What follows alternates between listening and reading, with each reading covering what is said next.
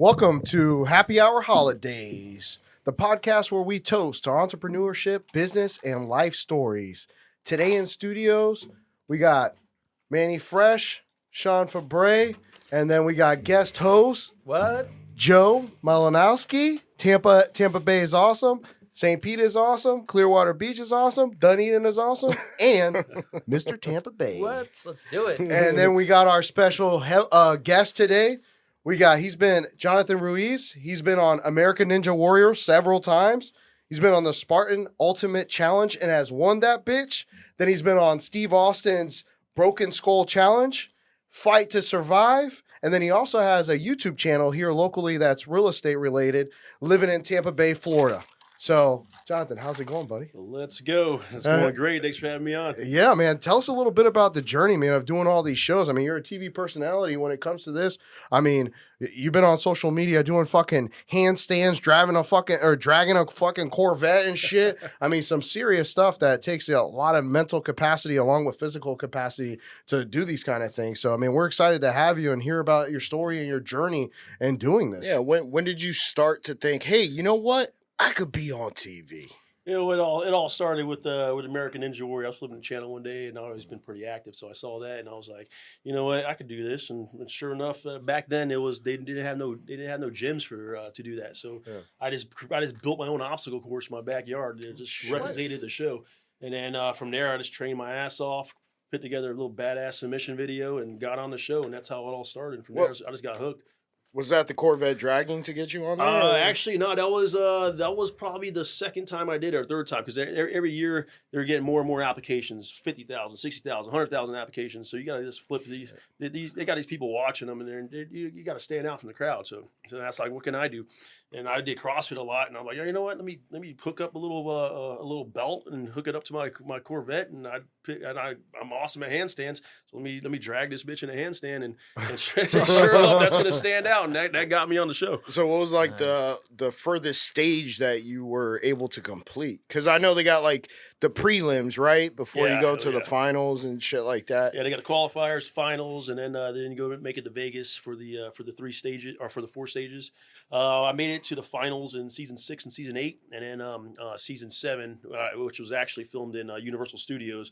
That one I had a little mishap and I fell during the qualifiers, but you know, shit happens. You just got to roll with the punches. So you've been to the final stage? Yeah. And you completed the first stage, right? Yes. Oh yeah. So season 6 and season 8. And then make it final second stage then? Yes, and then actually in Vegas I fell on stage 1. Oh, stage, yeah. Season 6 and season 8, but you know, it's this, and then from there it just got into other things because you know they don't really pay you for there unless you win the whole thing. So I mean, and there only been like 2 winners for like 14 seasons. Yeah, so I'm like, man, if you're not 120-pound little rock climber, you're not gonna win. Yeah, so I'm like, you know what? That's when I started doing other shows and I started getting hooked. From there, it was a Steve Austin Broken Skull Challenge, which I gained like 30 pounds. I was like 170 pounds on Ninja Warrior and up to like 200 on Steve Austin. So it's all about like what is the Steve Austin one about? Is that because I think I saw it on TV a couple times? I mean, it looked more like more rugged physical challenges, right? Yeah, it was like some raw, like physical, like challenges. Also, some little bit of wrestling towards the end, and then once you make it to the finals, which I made it to twice, it was like pretty much the hardest obstacle course in America. So you gained that weight? You gained muscle mass? Yeah. Wow, 30 pounds of muscle. Yeah. What? Yeah. Were you like the biggest guy out there? No. I was actually it goes by weight class there, so I was actually one of the smallest guys on that episode. So I was going against fucking some huge ass dudes. Man, no shit. Yeah, but it's all about willpower. You know, I mean, go in there and it don't matter how big the dude is. Like if you're in an arena, you just gotta know how to work them or outlast them. No, that's all it is. So then you did 3 Ninja Warriors. Mm-hmm. You do the Stone Cold show. Hey, let me ask you a question about Stone Cold Steve Austin.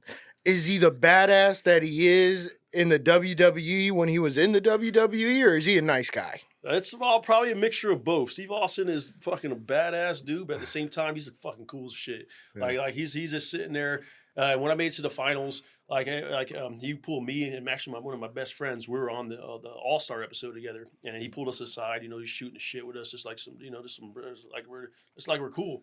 And then, but when we were actually doing the obstacle course, he was sitting there like we had to go up this big ass hill. It's called Heartbreak Hill, and then and by that time your body's just taxed. You're doing like just fucking obstacle after obstacle. Your body's taxed, and you don't even want to. This incline's like 45 degrees. And Steve's just there like, get your ass up my hill, boy. And I'm like, and Steve Austin is motivating you. You're gonna be like, fuck that. I'm gonna go and I'm gonna get my ass up that hill. I'm gonna finish this obstacle course. At the end of that hill climb, did he crack open a couple beers and just boom?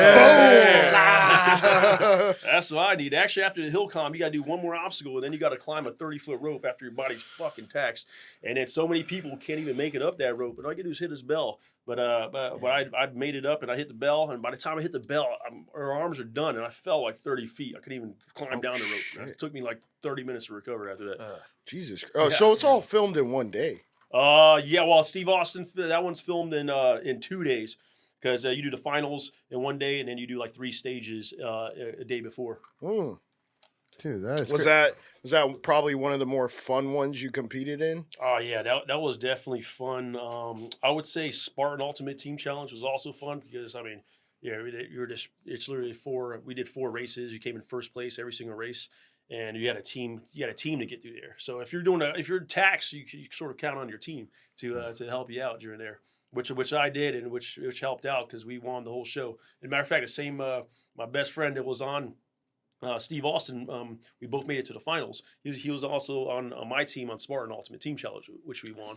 So that was pretty cool to do. Shout out your friend, yeah, Mac Roush. Yeah, Mac Roush. Also King lives in Tampa. Yeah. He's from Tampa, but he recently moved to Puerto Rico, which is kind of crazy because he's the whitest white boy you ever see. But doesn't speak a lick of Spanish, but he's I'm gonna move to Puerto Rico. He was a Shiba millionaire. Puerto Rico, maybe he likes the women. He loves the Latin women. Yeah, that's what it was. He's like, I'm gonna find one. I'm gonna come back. And that's it. That's it. No, he just lived there. He just bought a house over there. He's like, I'm staying there. Oh shit! So he's living there. He's living there. Damn, living there for sure. Dude, how did it feel that first time, man? When you actually, you knew this is your first time doing the American Ninja Warrior was the first one that you ever did. Oh yeah. How did it feel when you were like on that platform?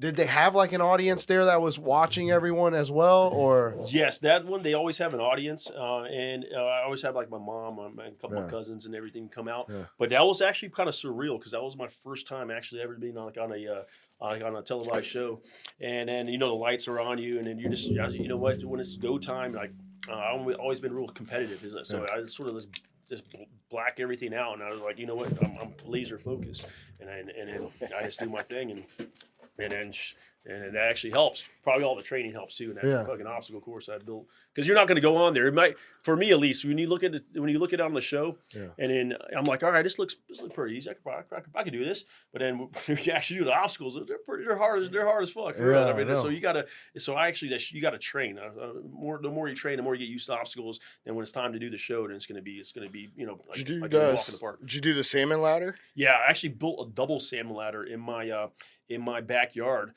before I got on there. And the double salmon ladder, when you go up the rings, and then you got to transfer from one ring. Yeah. So here's a little crazy thing. Like my very first season, I was practicing on a salmon ladder, and then I jumped up a ring. And I think one of the rings broke. And so I did almost like a half flip, and I fell like 10 feet, and I did like a scorpion and landed on my neck, went to the hospital. And then like a week later was when I was filming. So I was like, oh shit. I was like, you know what? I still went in there and I still made it to the finals like a week later. It's kind of crazy. Did you fuck up your neck? Oh yeah. Well, I landed in my backyard. I'm sitting there just laying down. And I was like, I could get up. I'm like, no, I can't.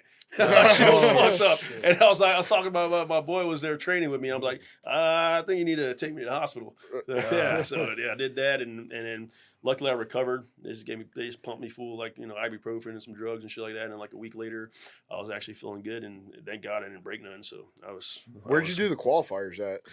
The first one was in Miami, Bayfront Park. Yeah. Okay. I also did it in Universal Studios, and also filmed in Atlanta Brave Stadium. Yeah. What are they? Dabbling into some of this television concept and hanging out with friends that have been on shows, and you've been on multiple shows, and I think I would say from a public perspective, basing that off of what I thought before the TV side of things, is it sounds like it's such an immense amount of time and filming and shooting, and depending on the type of show, it like you said, we shot this for 2 days, so like all of this stuff that you've been a part of, how many actual, let's say, total days, if you compacted it all down, did you actually have to be somewhere doing stuff? Filming? Well, the first 3 shows, you're like, like you're filming for like a week. You're filming. American Ninja Warrior is always in the same day.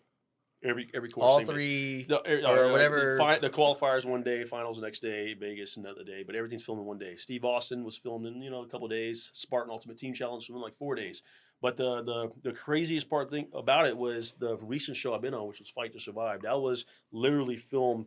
I was in the shit for fucking 25 days out in a remote island in Fiji, Wow. just fending for myself. And you got cameras. That was totally different from all these other competition TV shows because it's a survivalist TV show. So you got cameras on you 24/7. You're sleeping out in the wilderness. You're not brushing your teeth. You're in one outfit. You don't shower. You want to shower, you go to the ocean.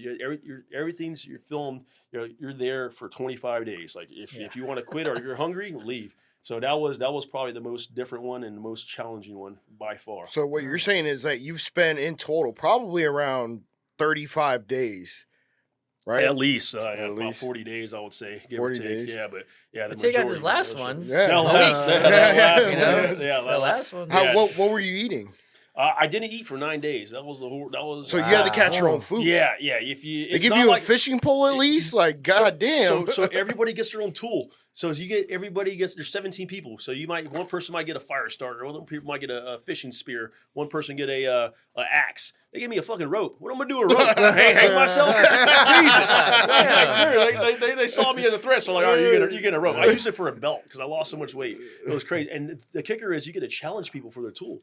So I mean, I saw a dude with the axe. I'm like, I like your axe. I'm going to fight you in the arena for your axe. So I go in there, I win, and I take the axe. So that was the concept of the show. Like all the other people were eating because they're all survivalists, and I was one of the only there's like 2 athletes out there. And I wasn't catching shit. I'm over here fighting in the arena. I'm starving my ass off. I see everybody eating, and then they're not sharing nothing. They're like, no, I see you as a threat. You're not getting nothing. You're cut off from food. You're cut off from the water supply. So I got to challenge them for that. And that was probably the toughest part. I wanted to quit so many times, trust me, but it was all about mental going in there. Now you got a good story about where you. I don't know if you challenged somebody for their tool, but you got a good story. What was that story? Let's tell the audience that story.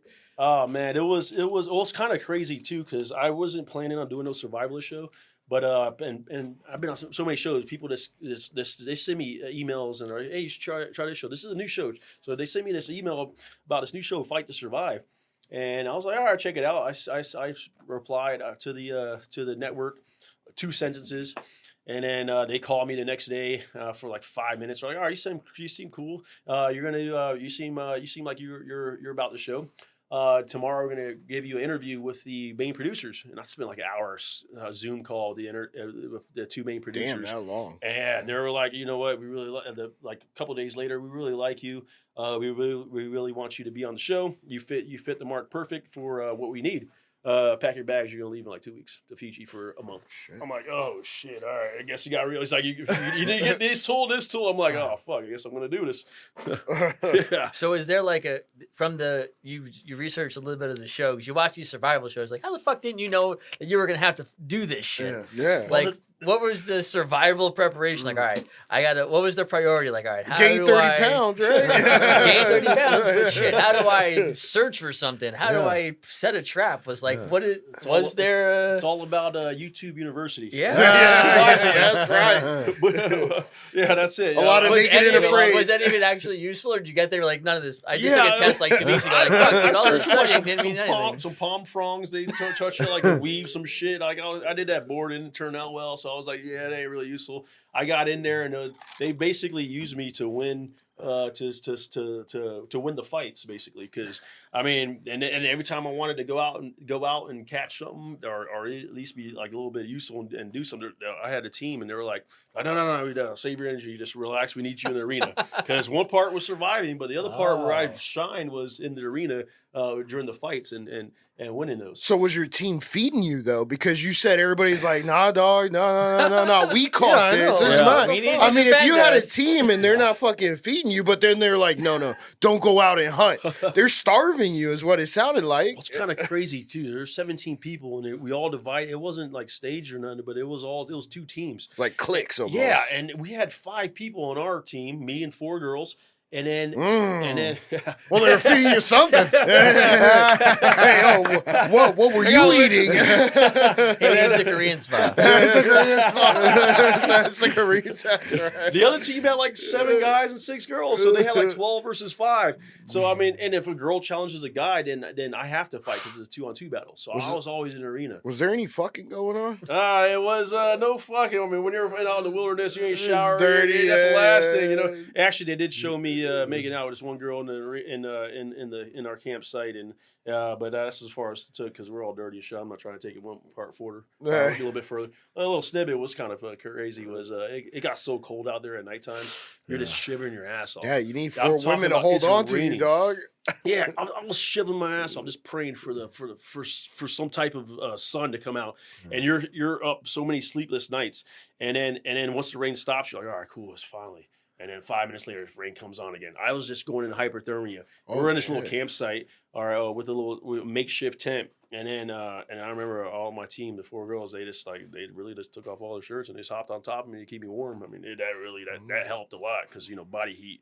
But yeah, that was a little interesting. Did you figure out how to make get a banana leaf and make that shit a condom for a second? I'm cold. Was there any really and every time I watch the shows, you see the buggy episodes. I'm like, I'd be fucked. In Fiji? Well, I don't know. I don't know. Well, it was fucking some crazy snakes. I killed a snake the first day. I ate a snake for the first time, killed it, gutted it, ate the skin and everything. How delicious was it? It was incredible. I actually used the bones for a toothpick. If you ain't ate for 9 days, a snake's gonna be like fucking filet mignon. Jesus, and that's without cooking. That's just eating it raw. No. We made a fire. We put it in a fire. We cooked it every day. Well, there's a fire starter. Yeah, right. These guys on the other team caught a fucking boar. They're roasting like a big ass pernil. Fucking roast pork. They're roasting that. And then I walk by the campsite. I'm all drooling and shit. I'm like, hey, they're trying to get me to go against my team. They're like, all right, we'll give you some if you throw a fight for us. And I'm like, all right, sure, no problem. And then they gave me a little food. I'm like, all right. And then I asked for more. Like, no, we're gonna wait till after the fight. And of course, I'm not gonna go against my team. I'll say anything to get some food at that point. Hey, survival of the fittest, right there. Yeah, exactly. How big was that island? Was it a small island? Was it a big island? Because there's boars on that island, bro. It can't be that small, right? It was actually kind of small because Fiji's consisted of a couple thousand islands, and then this was actually a remote island in Fiji called Taviuni Island, and then it was like half on the beach and half jungle. So you're just out there, it's picturesque, everything's beautiful, fucking stars, but thousands of stars. Like you haven't seen these type of stars because everything's like in the remote part. And then you got the beach, and then but the elements would just tear you apart. Like I lost my shit out there. Some people lost their shit. They left. So many people just they don't want to be there. And I had those moments, but it was just the willpower. Just like I'm not out there just for fucking clout or just trying to like be on TV. Like some of the other people, they came out to me. They're like, hey, we should act like we're fighting or some shit for that. I'm like, I don't give a fuck. I'm trying to win the show. I ain't trying to do none of that shit. I'm here to win, and that willpower just led me to win the show and led me to keep going instead of quitting, because I'm not gonna quit nothing. Fuck that. I don't care how bad it gets. If I'm not on my deathbed, I ain't quitting. Okay, and when we come back, I'm gonna ask Jonathan. Look, I know that you can train physically, to get fitter, but how do you train that mental capacity to be able to fight through it? We'll be right back. Like, comment, and subscribe.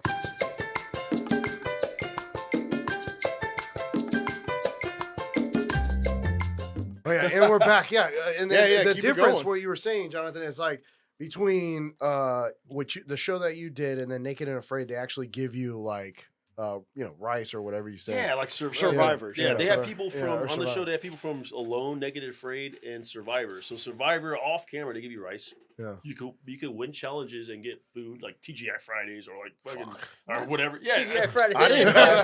Yeah, if I was able to challenge somebody for food, I would have been challenging people left and right. But yeah, they don't give you zero. Like if you're hungry, you gotta quit. You gotta leave the show.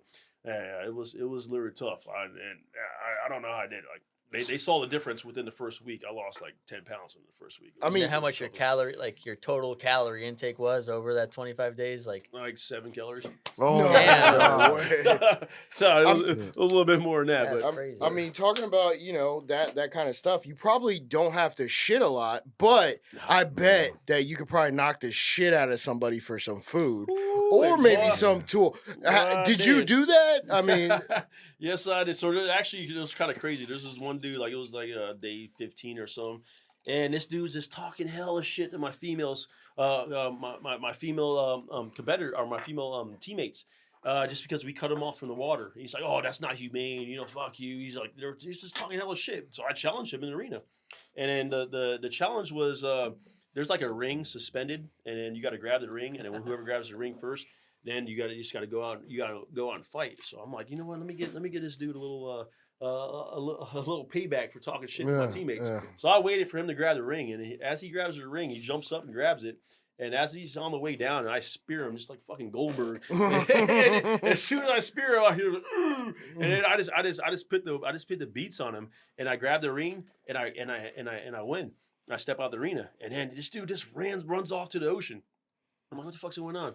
And then Akbar Bashabiabila, that's the he was on American Ninja Warrior, and also pro football player. He was the host on that show too. So he pulled me aside. He's like, Jay, yo, you when you hit him, he shit his pants, bro. He's like, bro, that's TV gold. He's like, you literally knocked the shit out of him. That was fucking awesome, man. And then the crazy part about it is when they filmed it, like he actually, like you're mic'd up 24/7, dude. Why are you gonna say that shit on national television? He literally said that, and they filmed it. He was like, he hit me so hard, I literally shit my pants. I gotta go to the ocean and clean off immediately. That's verbatim, dude. Yeah, they aired it. I'm like, bro, he just called himself out. You're just like, let me look at my followers. Yeah. That shit out when I get home. I'll put the little text word to the little subtitles, and it literally said that. I'm like, all right, screenshot. When you got back, when you finished this 25 days of such a deficit, like, do they have a little like, here's a little eating program, or you're just released and it's just like, whatever. Oh, holy shit! What was that like? That weaning back in. So literally, it was crazy. Like after I won the show, like after I won the final fight, all right, you have to be there for 25 days, start to finish, and there was like a day left. They're like, I thought I was done. I was like, all right, finally get to eat. They're like, what? They're like, what are you gonna do now? I'm like, just give me a fucking sandwich. And then dude was like, nope, you got to go back to the jungle and sleep in a cave by yourself. You got about another 13 hours. What the Yeah. fuck? So I'm like, what the? I'm fucking. I go to the But cave. you know you won at that point. Yeah, I know I won, and I'm the only guy in this island. Camera's still on me. I got to go to this cave and sleep in there by myself, and it was just like I couldn't sleep. There's snakes and crabs and all kind of crazy. And it's pitch black. So you're trying to sleep, and all I hear is like little, all kind of crazy little. What the fuck? And I got all the tools because I want everybody's tool at that point. I'm just clanking around, like trying to get these things away from me, and I hear them disperse. So that was literally like it was the toughest night. But it was also the best night because I'm sitting there like, oh fuck yeah, I'm gonna spawn. How much I you spawned won? $250,000. I'm fucking chilling. $250,000. So you won this one too, Jonathan. You won the Yeah. Fight to Survive, and you won the Spartan Ultimate Challenge. Spartan Ultimate, we won another $250,000, but that one was split between 5 people, so $50,000 each. That's not bad. But this one was all you. All me. The kicker was with this one, with Fight to Survive, you have the option of winning collectively as a team and getting $100,000, or going for it all and getting $250,000. So you told the bitches. Yeah. Well, we're gonna split it 3 ways. We kicked 2 people. Or one person quit, and we the other person got knocked out in the arena. So we're gonna split $100,000, and we're all in there. We're all like, all right, we're just gonna split $100,000. And the producers at the very end were like, you know what? We really want somebody to win. This is getting kind of boring. You guys are just chilling on the island.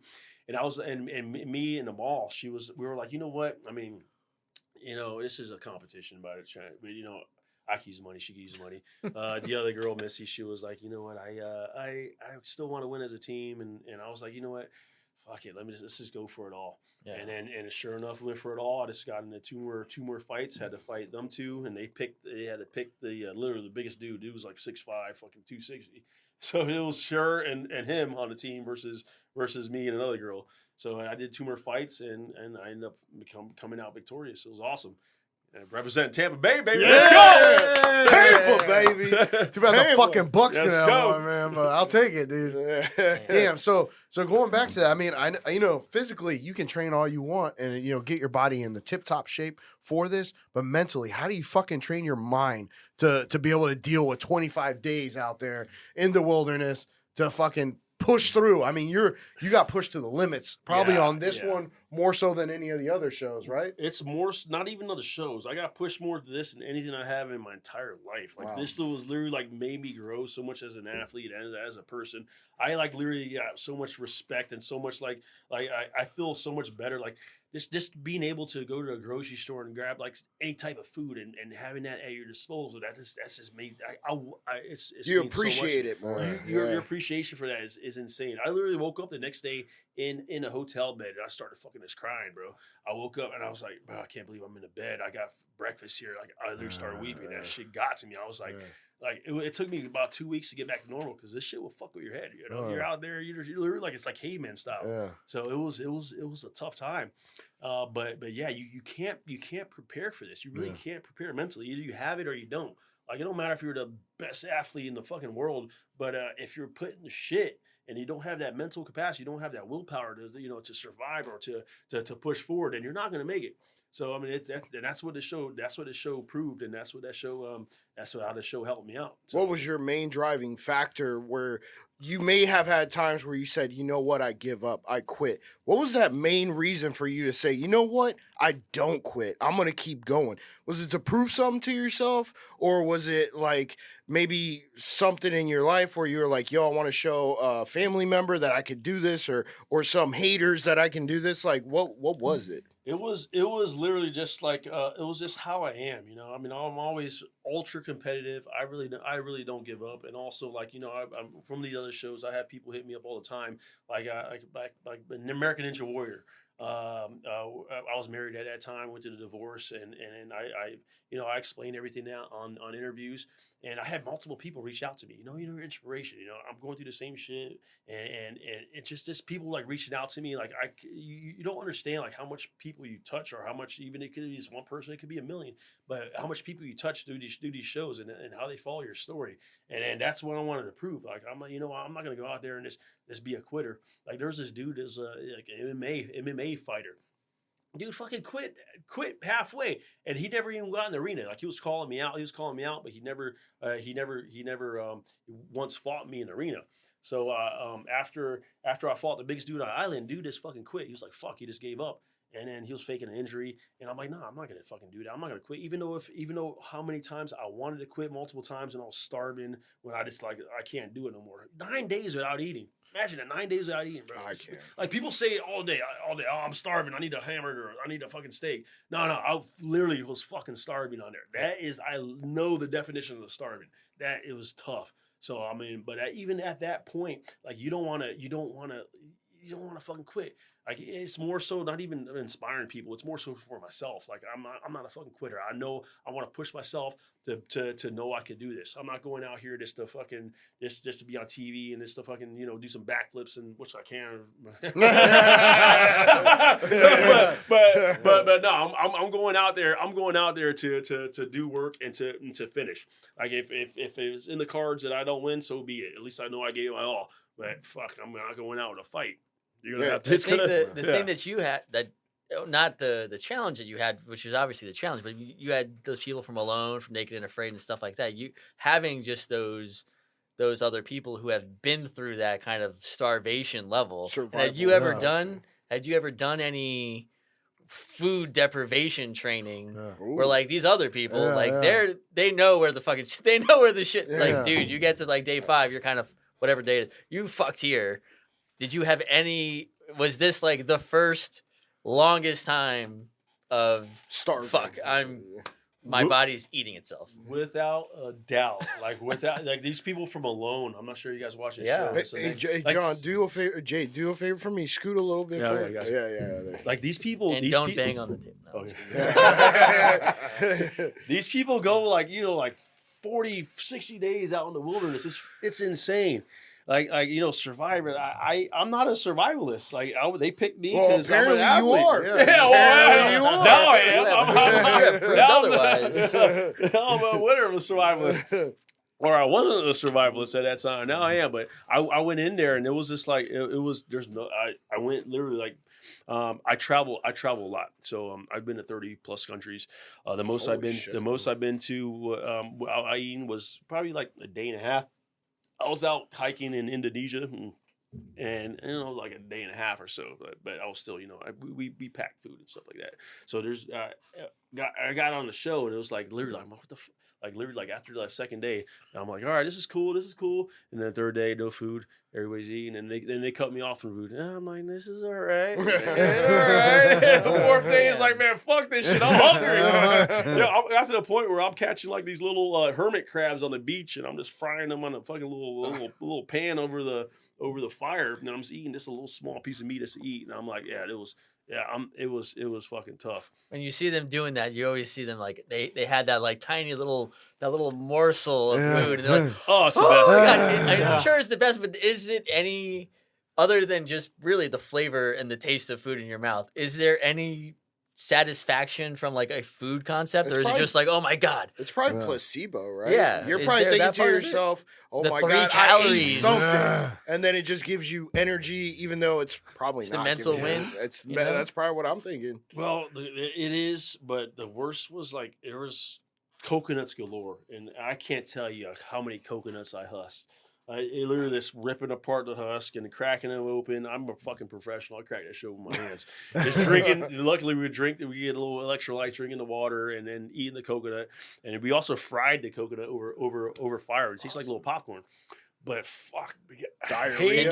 This is like Castaway, yeah. I literally made Wilson from a coconut with the husk in there. Wilson. It was tough. I can't stand coconut now. It's like I ate so much of this shit. Like, fuck, it was tough. But I will say, like the best thing we caught, it was day 11. Oh my god, the best crab I ever had in my life. So there's this a crab called a coconut crab.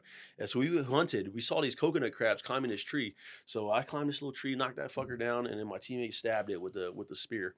And these coconut crabs are fucking huge, bro. The biggest crab you ever seen in your life. They call them coconut crabs because their claws literally could snap a coconut in half. Ooh, no way. Yeah, that's what and they eat the coconut. So their meat is so fucking delicate and sweet. We cooked it over. We won the pot.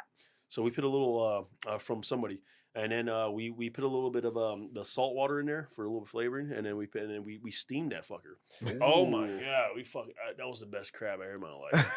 Even though I ate 9 days, and that crab was phenomenal. Nice. I even looked it up. It's like $1,200 the full crab if you want to get it. Damn. And they only serve it at like a handful of restaurants around the world. Yeah, damn. Coconut crab is absolutely phenomenal. I just had 2 king crab legs at the Hard Rock for $160. At Council Oak? At Council Oak. Oh, yeah, Council Oak's fire. Yeah. They don't have that coconut crab though. Yeah. Shit. Talking about the Hard Rock, they got roulette now. I just saw they that. They got sports bet. They got crabs, bro. Time to go double up on that 250. Double up on that 250. No more electronic. I hate that electronic. Roulette's my favorite, but I hate that fucking electronic one. Oh, that shit is it's fixed, bro. Yeah, you got to roll the dice. You got to be able to see the wheel spin. You know that the Hard Rock Casino in Tampa is the most losing casino, and I say this all the time, the most losing casino in the entire United States. Wow. It's the largest too, isn't it? In Florida. In Florida. The biggest thing is there's no gaming regulations. You go to Vegas, they have gaming regulations within Vegas that all the casinos have to abide by. The Seminole Indians here, they don't got to abide by anything. Bitch. Yeah, fuck you. They go, you took my land. Today, blackjack's going to be 3 spots because we win more money. No, then we're going to do a 5, so they can do whatever they want as far as any of the tables because there's no gaming regulations. And then they say $1 billion. Yeah, I was about to say that. Paid every month. They don't. No. But they took $7 billion. It's all the billboards. They want you to know. We paid $1 billion. That's like, let's fact check that bullshit. We'll see if that's true. Because every time I go there, I lose money, except when I play roulette and craps. Now So for the last 3 weeks. For the last 3 weeks, I've been chipping away at my debt, at my losses. Oh, they always get you though. They always they get you. do. My uncle just won 20 grand on the slots. Oh, yeah. Dude won Oh, 20 shit. grand, and then it was. A But few how months, much did he few months back. lose? You know what's crazy? Like while they're going to pay him the 20 grand, they went to the little back or whatever. He was playing another slot. Dude won another 7 grand on No. No way. way. Yeah. What slots is he playing? Tell me a week later. Yeah. He won 100 grand. No, a week later he lost almost all of it. I'm gonna get it. I'm like, you gotta come to a point where you got a problem, man. Well, Come on yeah. now, walk away. And that's how they get you, right? They're like, let them win a little bit. Yeah. And then let me boom Yeah. take their house. 1,000,000,001, which we reinvested immediately. Yeah, I knew because when I came over his house, he invited me over. They had a fucking one of those brown paper bags full of hundreds. I'm like, oh, holy shit. No, I think you found that at a strip club. Yeah, Right. probably. Yeah. My Got uncle a couple had a ounces grocery. of weed, an ounce of blow. Sounds like my kind of party. I had this, my mom's side of the family, old Italian family. I had my great uncle owned a grocery store, and they would run numbers at the back. And my cousin told me this story. Bolitos? He's like, Uncle Tommy came pulling up in his Cadillac one day, and he's like, damn, where did you do? Oh, I won the Brooklyn lottery yesterday. Like, damn, that's the days. Running numbers out of the back of a grocery store. Dude, that must be You know that we have an episode on here, a guy named Steve Hollingshead. He did research of Ybor City, which you would probably like that Probably because super Tampa Bay is cool. all. Yeah. Oh, yeah. So this guy, he's met Reagan and all this shit, and he's also met Lieutenant Dan. Lieutenant Dan. You got legs. Dan. You got legs. That Lieutenant Dan, but the actor, not the character. Not the real lieutenant. Yeah, Dan. the real lieutenant. But anyways, so in his podcast episode on our podcast, he was talking about how they ran Bolitas lottery out of Ybor City, and the mafia would just run that shit, bro. They would fix it like crazy, but when you won, you would win the money, then get robbed collecting the money. Damn. Ybor City, dog. Yeah. Speaking of Ybor Ybor City's City, got a I ton of got cool a shit. question for you, Mr. Tampa. Oh, It's awesome. yeah. I always wanted to find out, like you always hear about Ybor City, you always hear about the underground tunnels and everything. Like is there a I don't possibility of know checking it out? fucking Actually, Tampa. Like I would want that's to on check our out the episode. underground temple. Yeah. That's on our episode. Really? All right. I Yes. want to check out these underground. I don't think you can access these. Yeah. And No, There's no. got Can to you? be an access point somewhere. Fuck, dude. You got to know something. We got to go do You know a reel what? on that shit. You need to You and listen me to were that going viral episode. on Let's that go. right there. Let's go do it. I'm all about adventure. You I'm a need to- survivalist. I got you, bro. I trust you. Survive down I there. trust Let's you. go. You're gonna find some crab, these tiny Yeah. little fucking Yeah, crabs let's go. falling on us. Don't worry. Well, no, Oh. I mean he's with the guy Steve. He walked through that shit, bro. And he says he can't mention where the access was, but it's from a house. It's from a house. From a house. It's from a house. You Gotta know where, connect us. you know You where gotta- the Sulphur Near the Springs river, Lighthouse the river. is? You You know gotta where the ki- Sulphur Springs Sounds like Lighthouse y'all got to is? connect us with some All right. Steve Just character. So here we just go. drop a location. We'll be there. Sulphur Springs Tower. Sulphur Springs Tower. Sulphur No Springs? bullshit. It goes All right. underneath the Hillsborough River too. 30 seconds on Damn. this Right. one. And we'll be back. We'll be back as we're It going to ask flies. Jonathan It Ruiz flies. about the YouTube channel that he has, living in Tampa Bay, Florida, and the real estate side on his career. All right, We'll let's be go. right back. All right. Like, comment, and subscribe.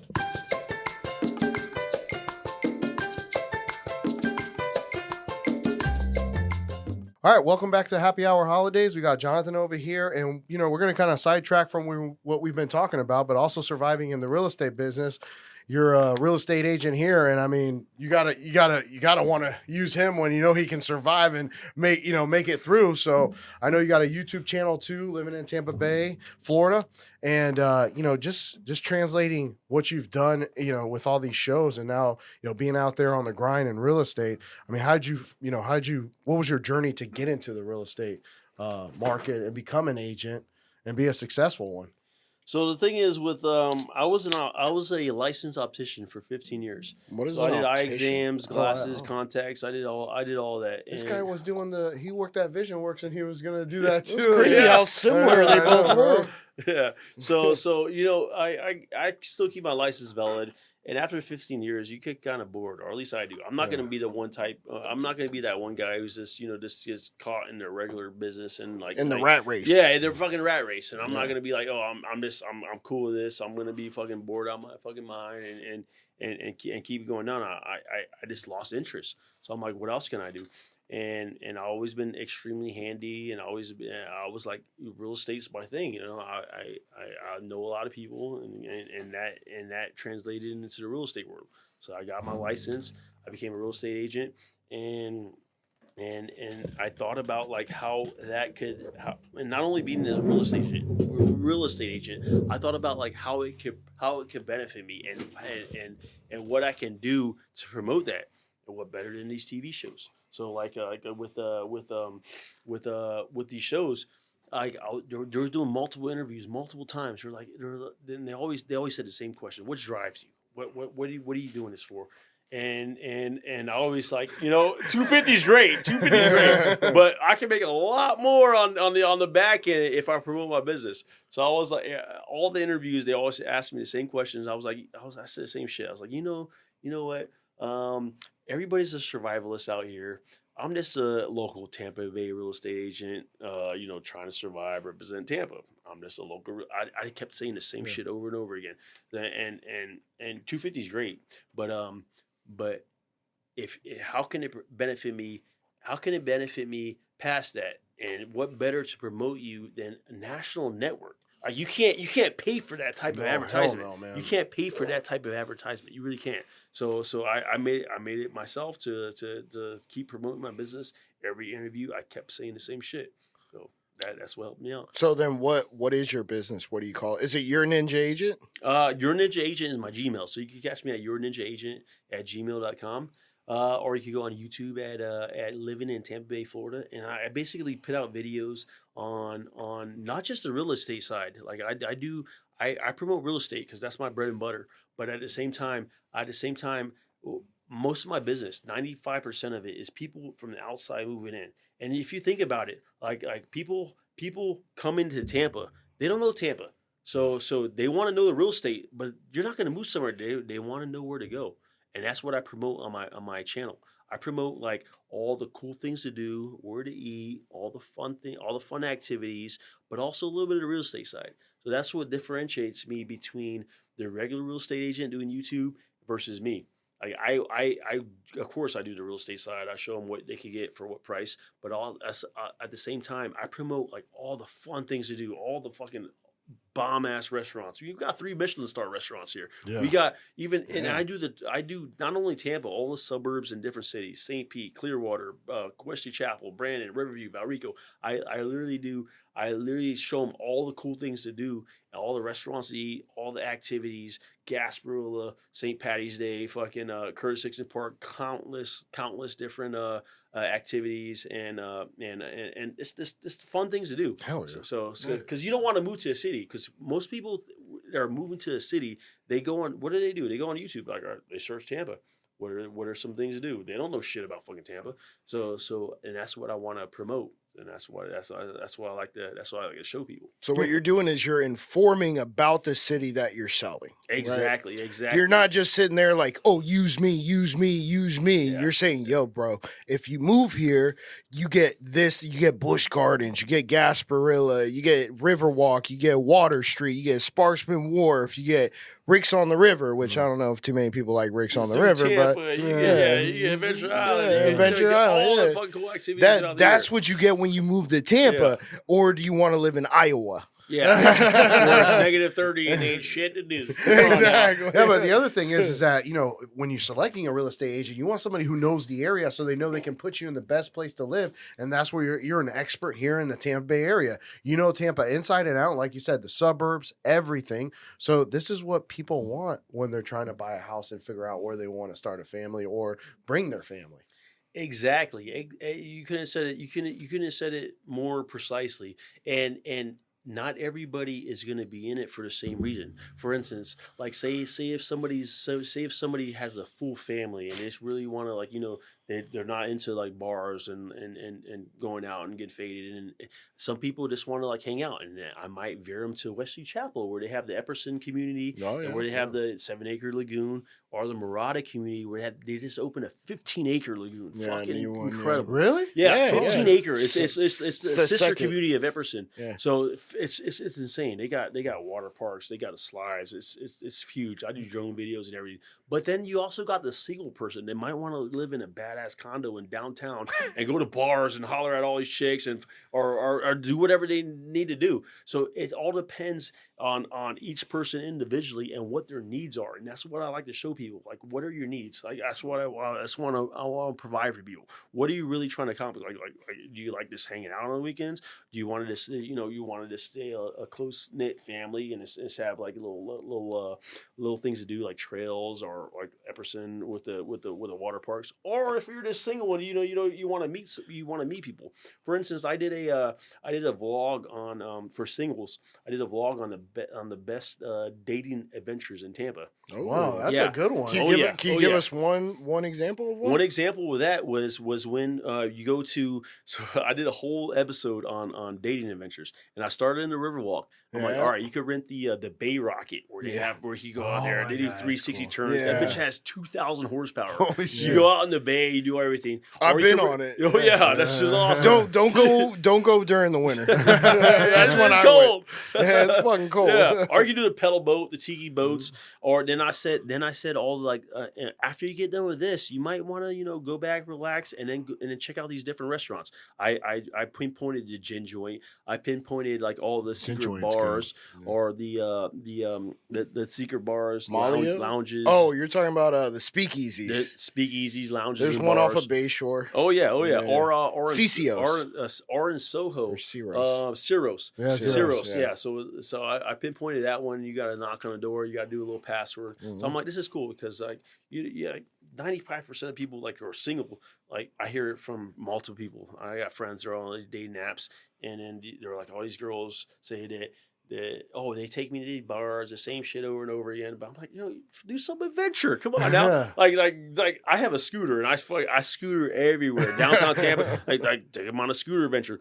Do some type of adventure. Go on a boat, rent a boat, go to like some type of speakeasy, like do something different. And then that's like a great date. Like it's more personable. Like I love this doing something different than out of the norm. For instance, I just love adventure. And follow Happy Hour Holidaze and win a date with Jonathan Ruiz. Let's go. The best adventure. I promise you. The vlog that you were talking about, that's on your YouTube. That's on my channel. Yeah, it's called The Best Date Adventures. On your YouTube channel. Yeah, it's called Date Adventures in Tampa. Oh yeah. Damn, I might have to actually take a look at that because me and my wife we're always like, bro, what do we do now? Because we're always going to the same shit and we want to do something different. And if you got a whole vlog, I'm gonna get some ideas and I'm gonna be like, okay, we're gonna do this, and this. You know what's so crazy? Like I've had people hit me up that's been in Tampa for 30 plus years, and then they hit me up and they're like, bro, I didn't even know these places existed in Tampa. I didn't even know you could do this. They're like, I'm gonna fucking take my wife or I'm gonna take my girlfriend here. Like, this is fucking awesome. Thank you. Like, I'm appreciative. I'm like, I appreciate you. Yeah. But also, I'm like, if you so happen to be moving or something, because at the end of the day, I gotta make my money. So I'm like, so I gotta promote my real estate business as well. But at the end of the day, I love showing people like all the hidden gems or all the cool things to do that they don't know what Tampa existed. Like for instance, like in downtown Tampa, they have a whole like almost like a Black History museum or something. So it's like a park. And is it where the skate park is at? It's right by the skate park. Yeah. And then I scooter there, and they have like these 3D like walls and everything, and people don't even know it exists. Even people who live in downtown, and they watch my vlog, like, bro, I didn't even know that shit existed. Yeah. So and there's I just like to highlight things. And there's a piece of skate history there, the Bro Bowl. Oh yeah, the Bro Bowl. Yeah. When I was a kid, I used to go up there. Well, not a kid. When I was like 16 and I got a car and I could drive, that was the only skate park that was around, other than the skate park in Tampa. But yeah, man, Tampa has a ton of hidden gems. What would you say is your favorite one? Ooh. Come on, if you had to pick one. Gun to your head. Hidden gems or favorite thing to do? No, hidden gem. Hidden gem. Ooh. Not favorite thing to do. That is actually a tough one. Nobody's going to know. We'll go with both. Hidden gem, and then what's your favorite thing to do? Don't say Ybor under city tunnels. I've never been to Ybor under hidden tunnels, but I would like to do that. But hidden gems will definitely have to be... it's got to be like probably Weeden Island. I love Weeden Island. Where the hell is Weeden Island? Weeden Island is in St. Pete, right across the bridge on Gandy, and I love going out there just because it's. Is it in the bay? It's all mangroves. I take my dog out there. I take my girlfriend out there. It's well, actually I didn't take my girlfriend out there yet, but we tried it. but you go out there and it's like a 4-hour trail and you're just pedaling. And then once you get to these mangroves, on the water? Yeah, on the water. On the water. It's right on the bay, like right across the Gandy. Right when you get to St. Pete, you bust a left, and it's called Weeden Island. It's phenomenal. Like not many people know about it, but you can rent a kayak for like $30, and it's like a 4-hour trail, and you could just go out there. You could enjoy everything that Tampa has to offer. Like in between, right? Like in between. Oh, yeah. Shit. So you're kayaking, you're sweating your ass off kind of for like 30 minutes. It's hot, but once you get to the mangroves, everything's it's like a canopy of like trees and mangroves, and you go out there. It's phenomenal. It's absolutely phenomenal. I went out there with my dog. I put my dog on. I got a Belgian Malinois. His name Ninja, and I put him out. I put him out on the front of the kayak. He jumps out. He goes out. He has a great time. Is it deep? Is it no? It's like you get out and it's like probably waist high. So you're great. I mean, you might want to watch out for alligators. There's alligators in Florida. Come on, you moved to Florida, but they don't really fuck with you. If you don't fuck with them. But that's cool. But the favorite place now. The favorite place that I like to do is going to be the Riverwalk. Downtown Tampa. Downtown Tampa Riverwalk. It's actually the number 2 Riverwalk. I thought it was number 1. No, it's actually number 2. Oh. It's the number 1. Believe it or not, is Detroit. San Antonio? No, Detroit. Which is kind of fucking crazy. Yeah, you think about Detroit, like, come on now. It's snowing, it's cold. Yeah, come on now. Off. like Tampa's gotta be number 1. Tampa's fucking awesome. But yeah, we're gunning from that spot. But I do so many vlogs on the Riverwalk, and there's so many things to do. And that's actually probably my number 1 video on YouTube. It's called the Riverwalk. It's called Things to Do on the Riverwalk. And I highlight everything to do on the Riverwalk, everything from starting in Spartan's Wharf to ending at Armature Works, and everything little thing to do on the way. Like it's so many things to do. Like you could Children's Museum, I highlighted Glazier's Museum, Tampa Museum, and Straz Center. The Straz Center, the Spartan's Wharf with all the American Victory ship. I'm not sure. Bro. They got a good haunted American Victory ship walked. I don't know if you ever did it. Oh yeah, on Halloween, bro, this shit's pretty dope. Oh yeah, it's awesome. Plus Columbia Cafe. That's actually the Columbia is the Columbia Cafe. It's the cafe. So they don't got the full menu as but it's a kind of rundown version. But Sparkman Wharf is awesome, and I know you guys remember. Yeah, they got Banana Joe's. Old school Sparkman party. Come on, Howl at the Moon was there. That was totally different. Chasers. That was totally different. No. Splitsville was the only one. Splitsville only survived. Whiskey Joe's there to the left. Yeah, I still been. Hampton Ice Cream Factory was kind of crazy. You see it where they got the biggest ice cream cone in the country right now. No way. If you go to Sparkman's Wharf, it's a 5-pound ice cream cone. Nobody can eat that much ice cream, but it's there if you want it. Amalie Arena's along the way too. I highlighted Amalie Arena. Fergs used to be there. Fergs used to be there. Across the street. Fergs is still there. Yeah, no, they're still there. They made across the Amalie Arena. They just opened up that new spot, right? Oh, so it's different. Yeah, it's a new spot. They just opened up across from Amalie Arena. I forgot what it's called, but yeah, I live in St. Pete now, but Fergs is popping left and right on right there on. Damn, and you got the convention center. You got the sail bar. Sail Pavilion, yes. Sail Pavilion that has nothing but rental boats. You know, it's got where the rocket. I forget what it was. Bay Rocket. Please only go boats. During the summer. They actually got the 1970s like a blast gondola type bullshit. Yeah, they had a little pedal boats. The tiki boats, and they also rent paddle boards there too. Oh yeah. Paddleboards, I would recommend the paddleboards and the kayaks. If you go to Armature Works, they got a spot right next to Armature Works, and you could go out from there. Plus, if you're at Armature Works, you got the You got the pirate taxi. Pirate taxi. Yes, Pirate. yeah, you do. Well, that has a full bar. Oh yeah, Full bar. Yeah, it does. Well, it's got liquor. It has liquor. Okay. But it all, well, I don't know. Now that you're making me second guess it. I thought it just had beer and wine. It does, but like if you're at some- Armature Works, the great thing about being there is they got the food. Granted, they got the food hall, everything's great, but they got the 2 Michelin guide rated restaurants, which is Eulalie and Okinola. Yeah. But if you go right behind Armature Works, they got one of 3 Michelin star restaurants in Lilac? Tampa called Lilac's the Addition. They got it's called Roca right behind. Roca. Roca. Yeah, Roca's Roca, phenomenal. Oh, yeah. It's an Oh my Italian God. joint, right?